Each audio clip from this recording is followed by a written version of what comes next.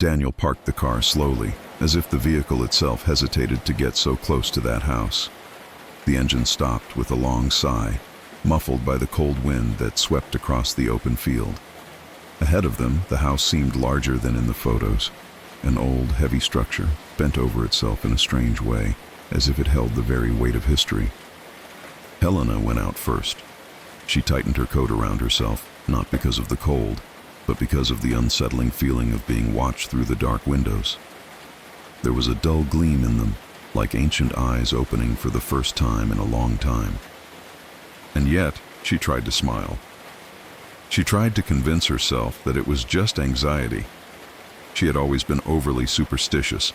Her mother said she sensed things, and this reputation had followed her since adolescence. But Daniel didn't need to hear about it now, not in the first minute they stepped inside. Lucas was the last to leave, slamming the car door harder than necessary. He carried the typical irritation of someone who hadn't been consulted about the move. For him, the house was just another example of his parents' obsession with wanting to start a new life in isolated places. The city was far away, the internet would probably be terrible, and the house, he looked at her with disdain, too old. It was the kind of place he would never have chosen to live. Daniel, unlike the other two, seemed neutral, neither excited nor discouraged, just determined, the kind of man who focused on what needed to be done. The house was cheap, large, and offered the possibility of a complete renovation, something that for him meant control, the chance to rebuild something from scratch with his own hands. He paid no attention to the details that worried Helena, nor to Lucas's defensive posture. He simply walked to the door as if nothing there could frighten him. When they entered, they were engulfed by a smell of damp wood and stale dust. It wasn't exactly unpleasant, but it was too intense, as if the air there had been trapped for decades. Helena ran her fingers along the frame of an old painting hanging on the wall, a portrait of a couple she didn't recognize. The woman's face in the painting seemed to follow her with her eyes. Ridiculous, she thought, but even so, he looked away too quickly. Lucas chuckled softly when he realized. "Are you afraid of the furniture, Mom?" She pretended not to hear. But the truth is that there was something strange about the arrangement of the paintings, and in the furniture that still occupied some corners of the room, and in the echo of their footsteps, which sounded louder than it should have in a house that size. Daniel opened the windows to let the air circulate. The gray afternoon light crept in slowly, illuminating suspended particles. The initial phase was one of tentative exploration. Helena opened cupboards, drawers, and sliding doors that creaked as if protesting against being used again. Lucas climbed the stairs, testing the steps, kicking cobwebs, trying to convince himself that nothing there could impress him. Daniel walked through each room, assessing the structure, thinking about renovations, and measuring imaginary distances between walls and windows. And yet they all carried the same discreet, almost childlike feeling of being watched. The old paintings seemed to roll their eyes when someone passed by, as if they were able to perfectly see any figure that dared to walk before them. The narrow hallway seemed too dark, even with the doors open. The floor creaked at uncomfortably precise intervals. Helena hesitated when she first passed through the kitchen. She felt a slight shiver, not from cold but from a sense of presence, a chill all too recognizable for someone who has spent their life ignoring their own intuition. Lucas, on the other hand, was trying to turn the situation into a joke, but even he, deep down, felt the subtle unease of the house, an unease that didn't come from noises or apparitions, but from the simple fact that the house was old, isolated, and too quiet. Daniel was the only one who didn't feel anything, or he believed he didn't feel anything. The type of person who, out of conviction, decides to rationalize everything before admitting any strangeness. And so, the first few days passed peacefully, without much excitement, just the weight of an old house requiring adaptation. The afternoon passed by too quickly, as often happens when you enter a place for the first time. The light streaming through the living room windows grew increasingly golden, more oblique, more fragile.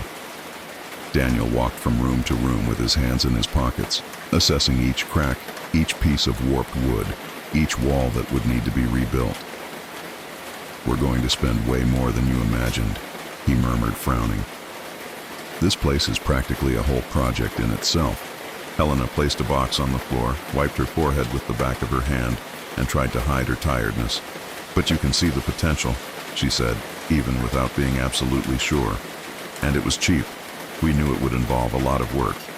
Lucas walked past them, huffing, lightly kicking a loose piece of wood. Too cheap, he said, grumbling. If we'd bought a new house, we'd already have everything ready. Lucas, please, Helena began, but he was already moving on, climbing the stairs as if each step were a protest. Daniel gave a half smile, embarrassed. Teenager, right? Teenager, Helena agreed, but her gaze returned to the old paintings on the wall, as if trying to decipher something in them. The sound of Lucas's footsteps faded upstairs, but the echo remained. The house seemed to stretch out simple noises, transforming them into something too slow, too amplified. Daniel didn't notice. Helena did, but preferred not to comment. The first dinner was impromptu, almost symbolic. The table is still covered in dust. The dishes they found most easily among moving boxes. The food was too simple for the occasion, pasta and ready-made sauce. Lucas ate in silence, holding his cell phone in his other hand, trying to find a signal. Daniel tried to comment on the renovation plan, but his words seemed to hit invisible walls inside his son's head. Helena observed her surroundings more than her food, noticing small things, the curtain trembling without wind, the pantry door opening a millimeter each time she blinked. The shadows cast by the chandelier appeared too elongated. None of these things were really strange, but they all seemed slightly off. Tomorrow we'll start working on the ground floor, Daniel said, trying to keep the mood light. We'll tear down some walls. We'll do a survey. If you rip too much out, this whole house will fall down, Lucas muttered. Daniel took a deep breath. Helena squeezed her eyes shut, but no one answered. The first night arrived like a heavy curtain, covering everything too quickly. The house seemed darker inside than it should have been, as if the light refused to occupy certain corners. Helena had trouble falling asleep. The new mattress was still too inflated. The mind is too alert. The silence was too profound. Around 2 a.m, she thought she heard footsteps in the hallway. Light, almost childlike steps. Nothing aggressive, just a hesitant walk. She held her breath. He listened again. One step, other. But when he opened the door, the hallway was empty. It must be Lucas going to the bathroom, he thought. But he didn't see any light on. Not even a busy door. She went back to bed, trying to convince herself that she was too tired to trust her own senses. Lucas, in the next room, wasn't sleeping well either. He didn't like that house. I didn't like the smell that seemed to be coming from the walls. And most importantly, she didn't like the bedroom window. It was too big, facing a part of the yard where the light never seemed to reach. Around 3 a.m, he heard something banging on the glass. A light touch. One, then another one, and a third. He froze. He slowly raised his head, staring at the dark square of the window. He saw nothing. He wanted to believe it was a twig, an insect, anything ordinary. But the sensation that ran down his spine was unusual. It was a childlike feeling, profound and ridiculously instinctive. The feeling that someone outside was watching him too closely. He burrowed under the covers, repeating to himself that it was just exhaustion getting the better of him. Daniel woke up earlier than the others. He slept soundly, as always, and ignored any noise from the house, if indeed there was any that managed to get through that dreamless sleep. When he opened his eyes, he felt only the familiar weight of responsibility, not the weight of the house. But as he went down the stairs, something caught his attention. The hallway was colder than it should have been. A door that he remembered leaving closed was ajar. As the days went by, they seemed to have finally adapted to their new routine and responsibilities. Each one found their own rhythm. Daniel worked at the makeshift desk in the old office, scribbling budgets and calculating what could be done without turning the renovation into a financial disaster. He liked being in control, he liked planning, and he liked the feeling that he could transform that house into something else. Something brighter, something more his own. Helena moved through the rooms with increasing ease. She cleaned, organized, and rearranged small objects inherited from the previous residents, although she instinctively tried to avoid some of them. like a stopped clock in the kitchen or a crooked picture frame in the hallway. Superstition still accompanied her silently, but she tried to treat it as just that, superstition. Life in the new house needed to work. Lucas isolated himself in his room with books and headphones. He studied when the internet allowed, complained quietly when it didn't, and tried to ignore any strange sensations he felt when he passed by the attic door. He wouldn't admit it, not even under threat, but that door made him uncomfortable. When they finally sat down together to review the renovation plan, the final version, with the walls that would be removed and the spaces expanded, Daniel seemed excited for the first time since the move. "If we knock down this wall here," he said, pointing the pencil at the blueprint, "we can enlarge the room without altering the main structure. As long as this house doesn't fall on our heads," Lucas grumbled, without taking his eyes off his phone. "Lucas," Helena warned. "Well, I'm just saying." But it was precisely that wall, the one that would enlarge the room, that Daniel decided to start tearing down that morning. Helena simply watched as he used the sledgehammer, breaking off chunks of plaster that fell like ancient crusts. Lucas filmed part of the process, more as a way to escape the task than out of genuine interest. It was on the third impact that the sledgehammer struck something that didn't sound like concrete. A hollow sound. Different, like thin wood compressed between bricks. "Wait," Daniel murmured, leaning forward to get a better look. He removed pieces with his hands until he opened an irregular hole in the wall. Inside, enveloped in accumulated dust and fragments of old paper, was a small notebook. The dark cover, weakened by time, and a rusty padlock holding it closed. Helena immediately took a step back. "Daniel, don't touch that." He smiled slightly. "It's just a notebook, love. You shouldn't be there," she insisted, her voice trembling more than she intended. "If you were hiding, perhaps it would have been better to leave it as it was."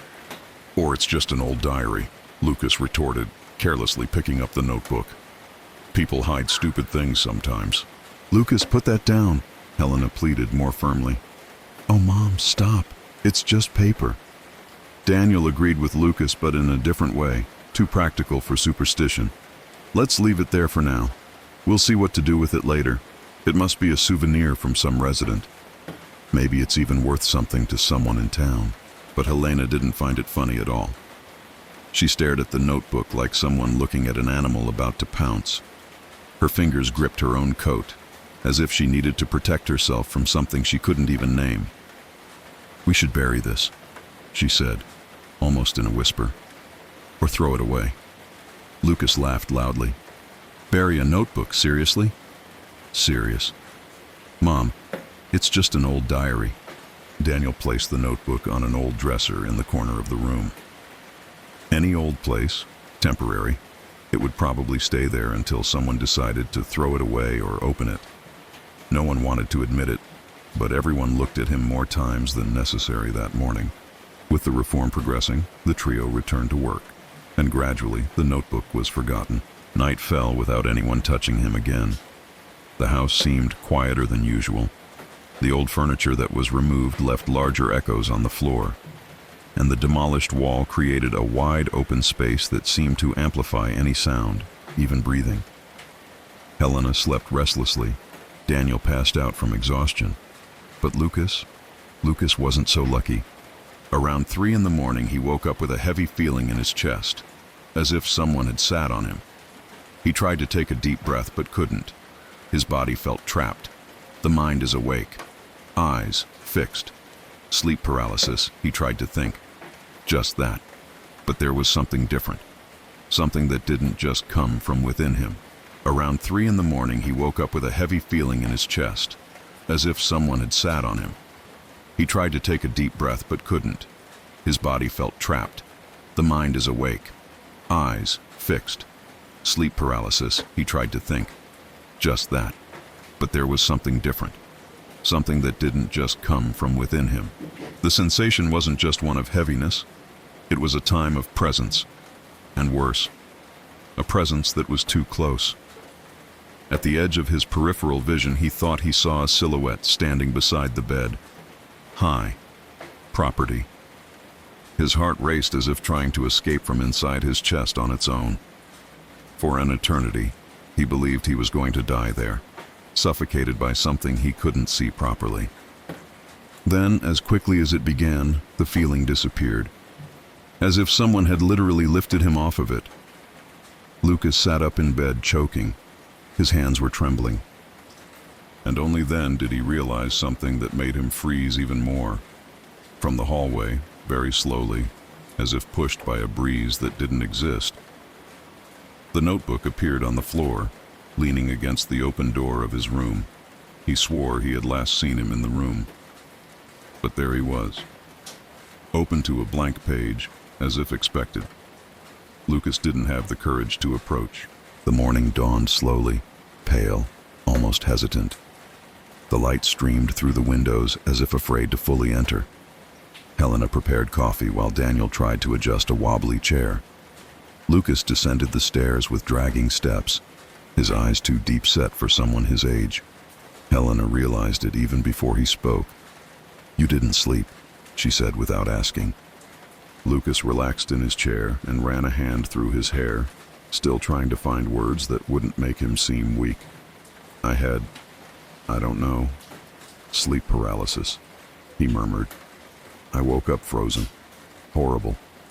Helena turned around immediately, her expression betraying that she already had an answer ready. "This happened because you touched that notebook." Daniel let out a deep sigh, the kind of sigh that betrays impatience even before speaking. "Helena, for God's sake." She crossed her arms defensively. "Daniel, you saw where the notebook was. It's not normal to hide something like that." "And did you see where he was last night?" Lucas retorted, his voice louder than he intended. "He was at my bedroom door. I left him in the living room." Helena's eyes widened, fear rising behind them like a silent tide. Daniel, on the other hand, simply rested his elbows on the table, trying to maintain the calm of logic. "Lucas, when we're tired, our minds do strange things. You guys didn't sleep well. We're in a new, isolated house, and you're giving too much importance to an object that means absolutely nothing." Helena narrowed her eyes. "The brain plays tricks on you, Daniel, but it doesn't move notebooks on its own." "We might have touched it yesterday without noticing," Daniel insisted. "Or you took it to your room and forgot about it." Lucas snorted. "I didn't take anything." "Then someone moved," Helena whispered, but her gaze wasn't on the two of them. It was on the door of the room, where the notebook remained on the furniture, motionless and silent, as if listening. Daniel stood up, wanting to end the matter. "Let's stop this. The more you connect that damn notebook to those noises or dreams, the more you'll see things where there aren't any. Leave it alone. Ignoring it is the best way." But ignoring things wasn't something Lucas was good at.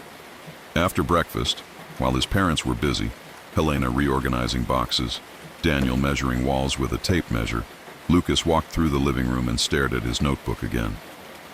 The cover is worn out. The padlock is broken. The smell of old dust rose when I touched it.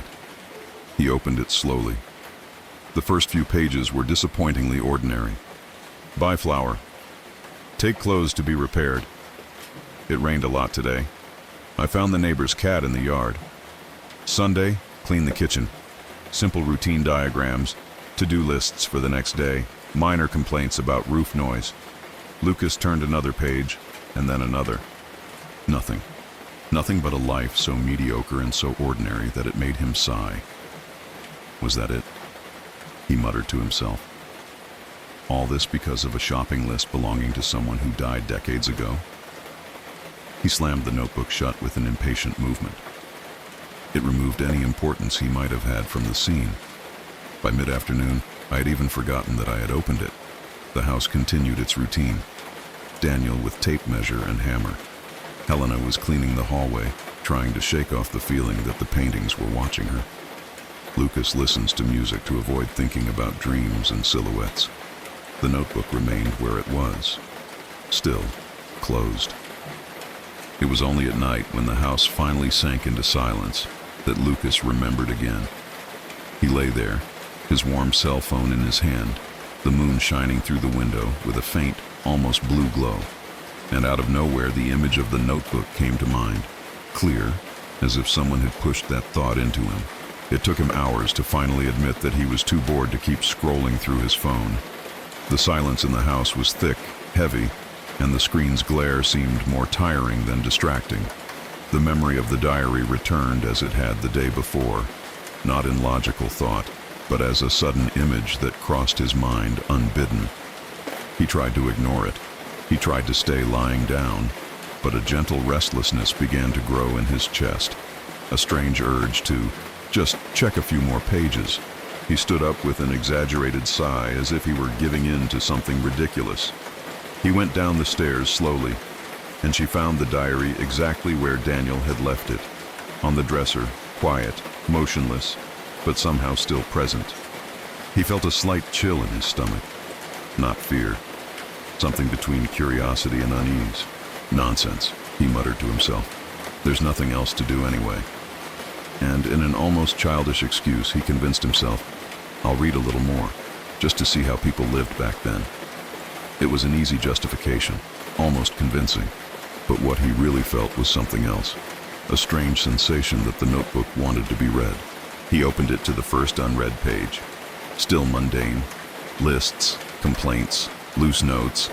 But there was a different tone. It wasn't in the writing itself. It was in the feeling. Lucas didn't notice it immediately. He was too distracted by himself. But as he turned to the 5th, 6th, 7th, 8th page, something inside him began to stir. A slight unease, as if he were reading something forbidden, or by invading the life of someone who didn't want to be remembered. By the time I got to around the 10th page, the discomfort finally became impossible to ignore. The air in the room felt warmer or colder. He couldn't tell the difference. I felt only a change, a heaviness, a presence. My heart raced for no reason. Her neck bristled without warning, and then suddenly, he had the absurd feeling that someone was there, standing in a corner he wasn't looking at. Ridiculous, he thought. That's ridiculous. But the feeling didn't go away. He shifted his position in bed, tilting his body so that he could see both the door and the window at once. He glanced at the ceiling, along the walls, on the floor next to the bed. Nothing. But the feeling persisted, like a silent breath accompanying his. He closed the diary, took a deep breath, and reopened it. I'm not going to let myself be impressed by nonsense, but the discomfort continued to grow, line by line. Outside, Helena was folding clothes in the hallway when something caught her eye. A shadow crossed the opposite wall, too fast to be a reflection, too slow to be just imagination. She turned around instantly, her heart racing with her. Daniel? No response. The house wasn't quiet. It was too quiet, as if holding her breath. So she did what any housewife trying to rationalize everything would do. She restarted the previous task. But his eyes returned to the nearest painting, a black and white portrait of an unknown couple. She knew it was nonsense. I knew I was being influenced by sleepless nights. Still, the woman's expression in the painting seemed slightly different, as if he had turned his head an inch to the right. Helena placed her hand on her chest, trying to stabilize her own heartbeat. I can't make a big deal out of it. It's just an old house.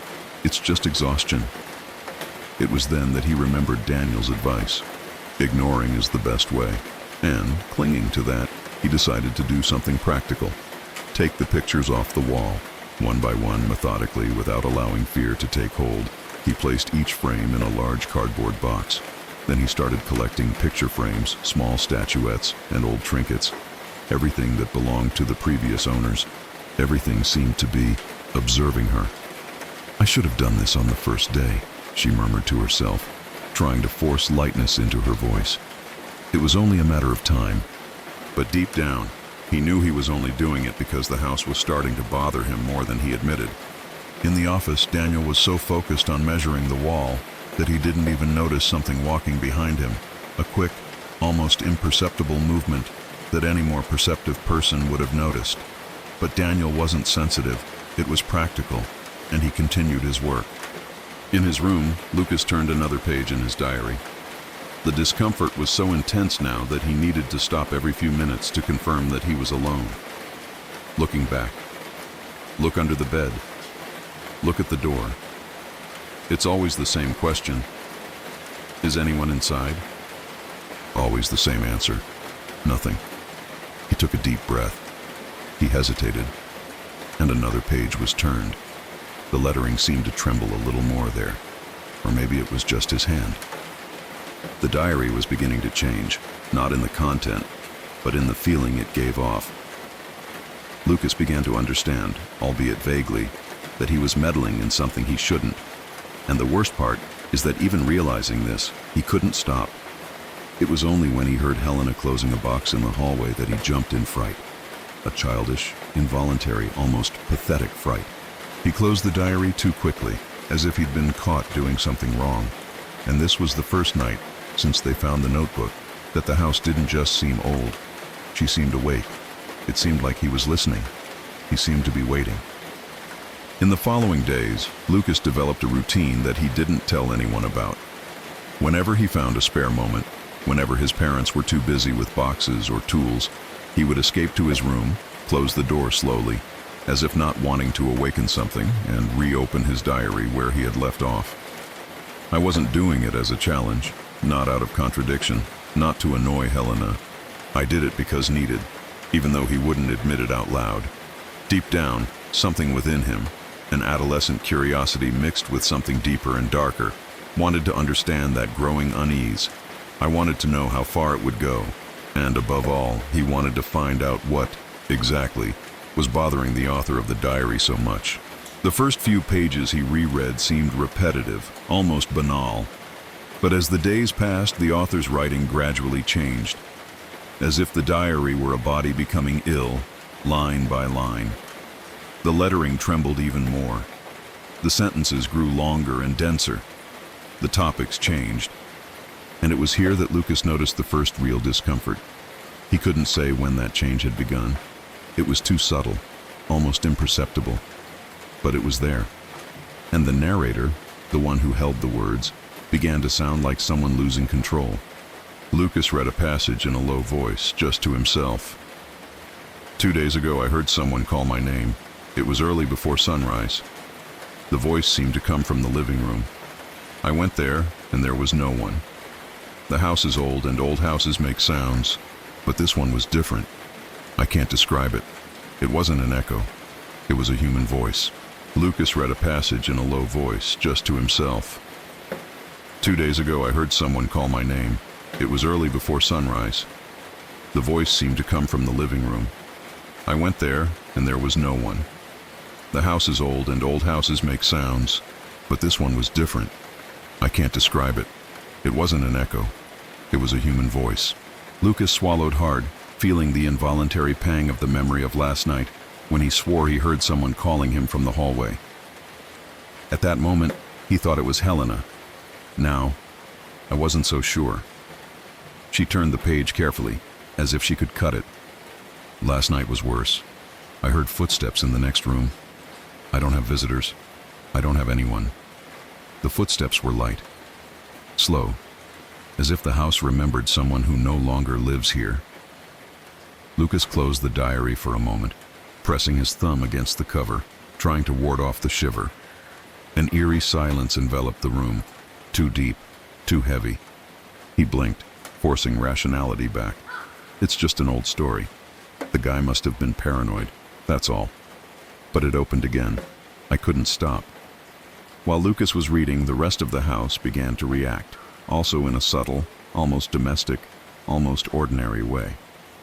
In the kitchen, Helena was chopping vegetables when she clearly heard Daniel calling her name from the living room. "I'm coming," she replied, wiping her hands and walking to the door.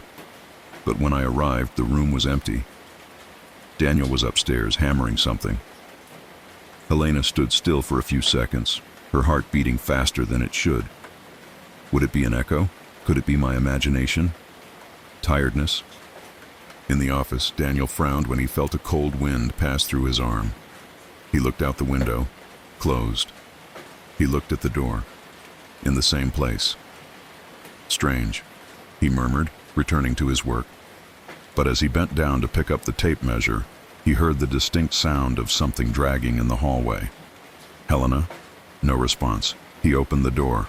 Nothing. No furniture out of place. No boxes dropped. The sound had simply happened, and then stopped. Daniel scratched his eyebrow, annoyed by his own unexpected discomfort. It must have been an echo, he said to himself, but he didn't quite believe it. In his room, Lucas continued reading. The pages began to record events that mirrored exactly what was happening in the current house. Today I felt a cold wind in the room. The window was closed. I thought it was a leak, but the wind was directional, almost like a breeze. Or maybe I'm just too tired to notice it's just regular wind. Lucas stopped. He looked slowly at the open door, then up to the ceiling, then to the dark corner next to the closet. He took a deep breath, and he continued. Yesterday I heard footsteps. Today I heard someone calling me. Maybe it's just the house settling into winter. Maybe I'm imagining things. But when I looked down the hallway, I felt someone was there.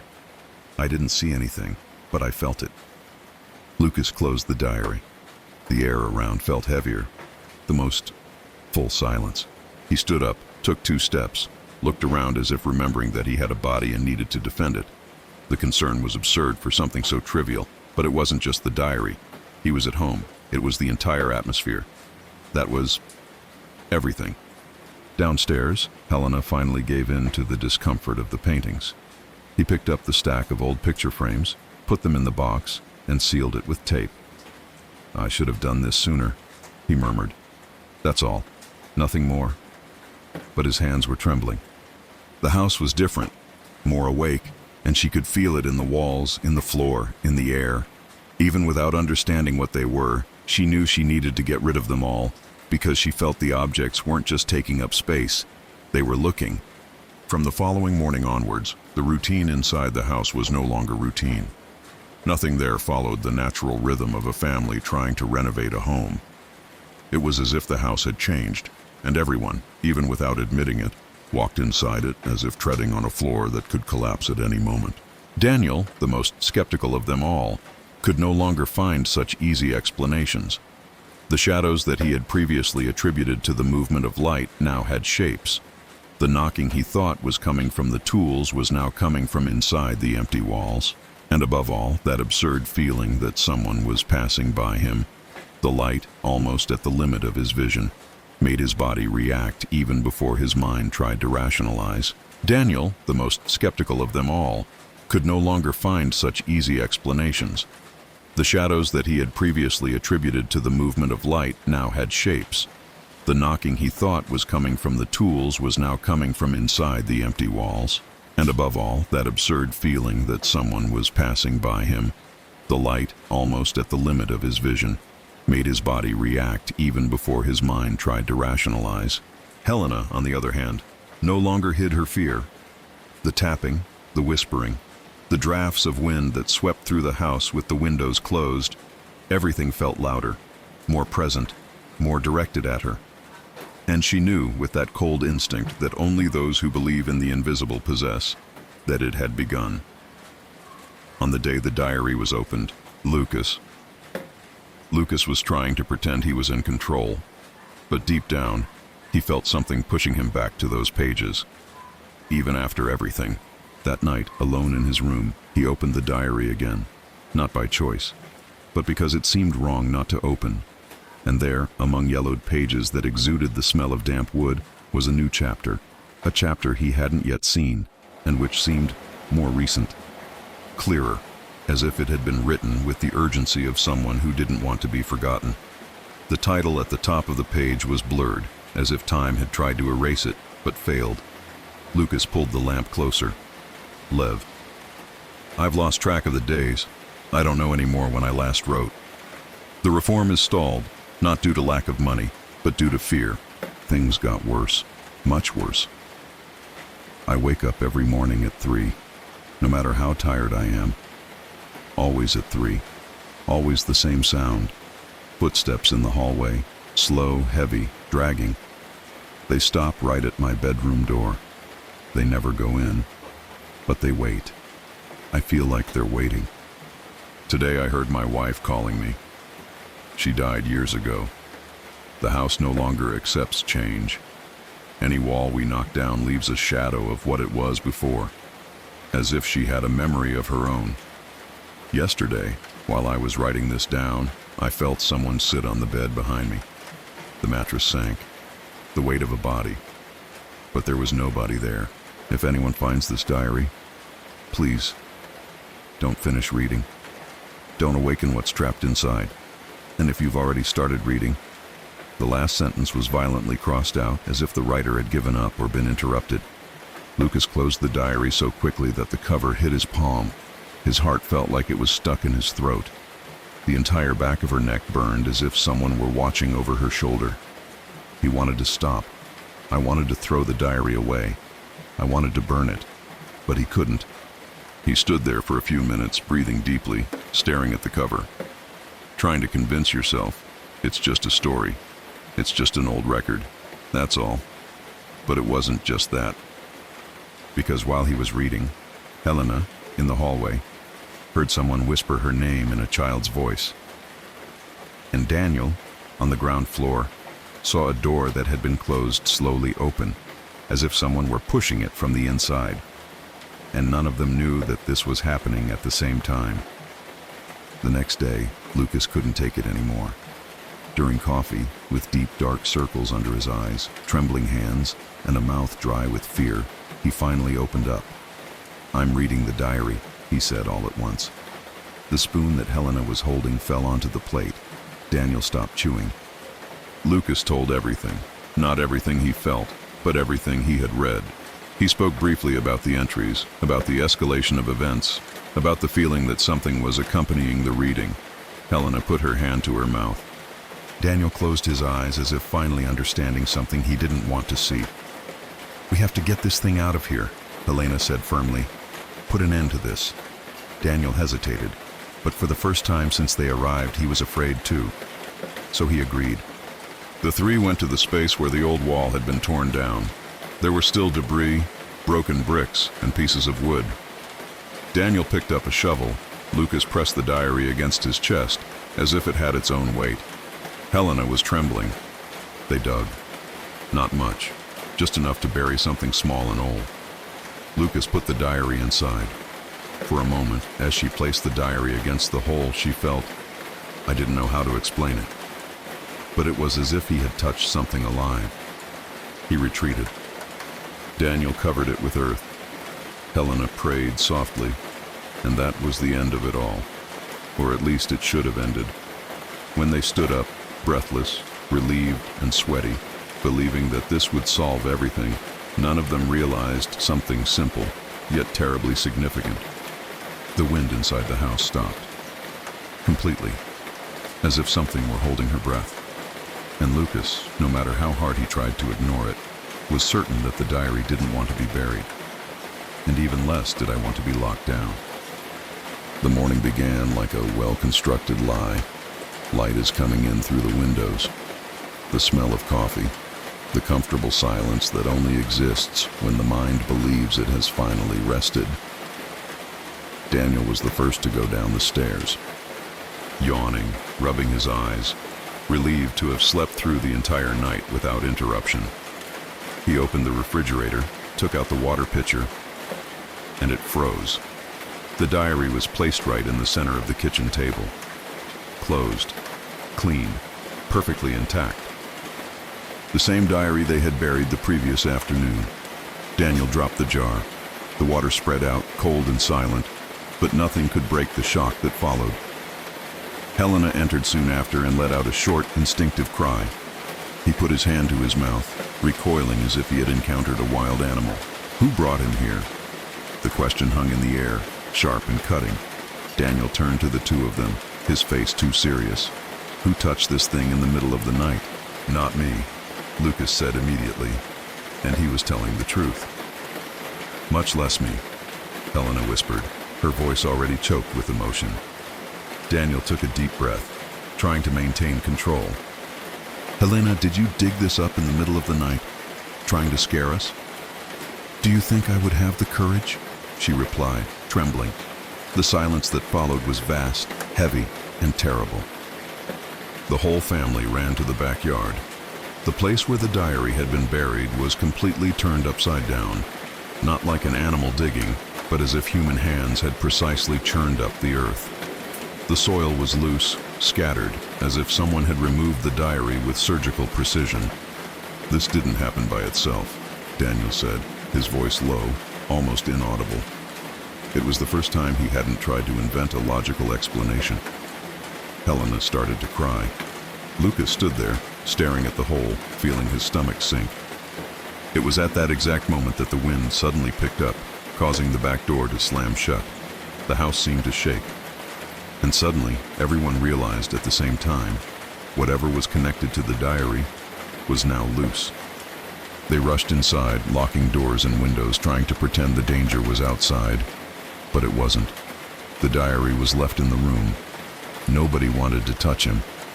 That's when the light flickered. Once, two, three. Then it completely blacked out. "No, not now," Helena whispered, grabbing Daniel's arm. The light bulb came back on by itself a few seconds later, this time brighter, exploding with a brutal bang. Fragments of glass fell from the ceiling, splashing onto the floor.